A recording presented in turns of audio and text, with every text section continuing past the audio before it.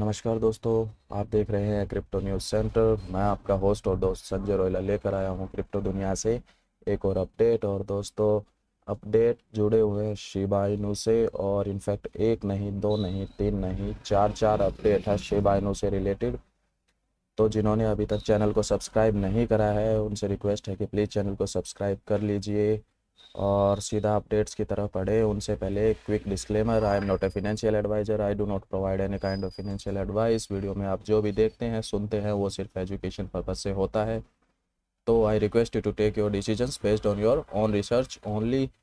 तो Shiba Inu के update की तरफ बढ़ते हैं और पहला अपडेट है ये आपके सामने। बिलियंस ऑफ जो शिबा इनू टोकन्स हैं वो बर्न किए जाएंगे एक प्रोजेक्ट के द्वारा। कौन सा वो प्रोजेक्ट है? प्रोजेक्ट का नाम है कोयो टोकन प्रोजेक्ट, राइट। तो जो अनलिमिटेड सप्लाई है शिबा इनू की, अनलिमिटेड नहीं, ऑलमोस्ट अनलिमिटेड है, काफ़ी ज़्यादा सप्लाई है।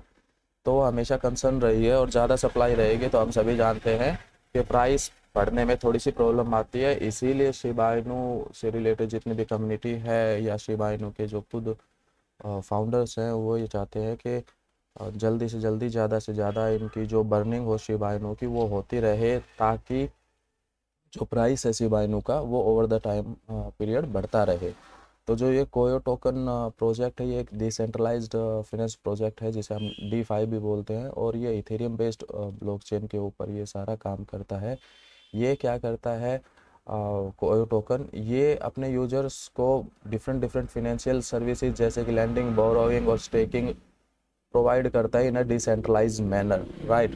तो इस जो प्रोजेक्ट की नेटिव क्रिप्टो करेंसी है वो है कोयो टोकन, और इसकी करंटली जो रैंक चल रही है 3180 है, और मार्केट कैप जस्ट $8.4 मिलियन का है। यानी बहुत छोटा प्रोजेक्ट है और बहुत दूर की रैंक है, अगर 3000 से भी ऊपर की है तो ये काफ़ी बड़ी दूर की रैंक है। हालांकि इनिशियली अभी ये बहुत छोटा सा प्रोजेक्ट है।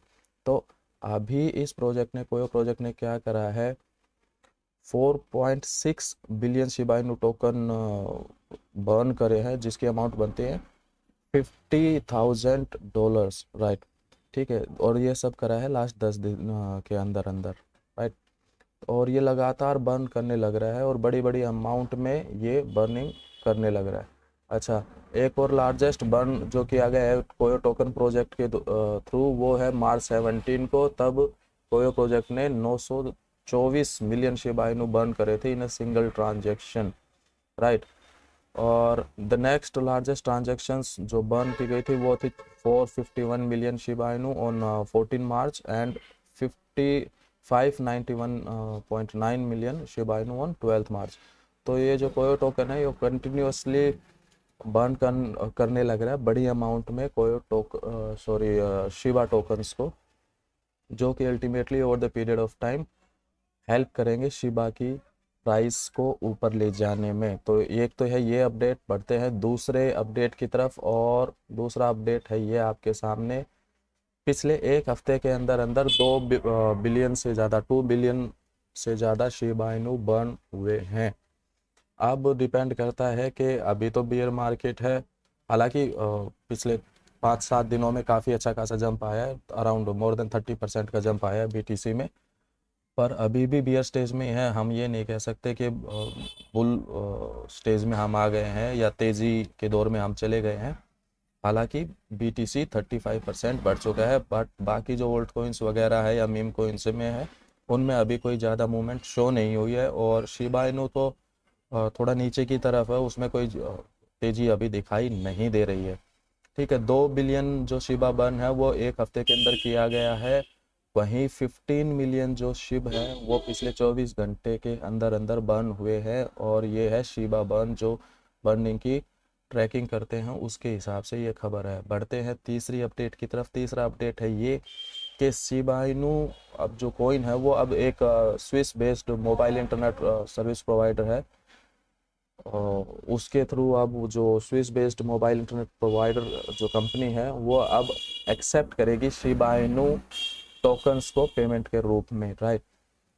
तो ये जो अपडेट है ये भी एक काफ़ी पॉजिटिव अपडेट है। अब जो शिबा इनू यूजर्स हैं वो परचेज कर पाएंगे ई सिम के डेटा प्लान्स और वो हो पाया है बाइनेंस पे की वजह से। और ये पार्टनर्स बाइनेंस पे की नई पार्टनरशिप हुई है ये सिम से, जो टॉप टियर प्रोवाइडर है ई सिम प्लान्स का। और ये प्रोवाइडर है स्विट्जरलैंड बेस्ड जेनेसिस ग्रुप एजी। और ये डेटा सेलुलर कनेक्टिविटी प्रोवाइड करता है थ्रू ई सिम, ताकि इंटरनेट वगैरह डेटा प्लान्स वगैरह इस पे दिया जाए, राइट।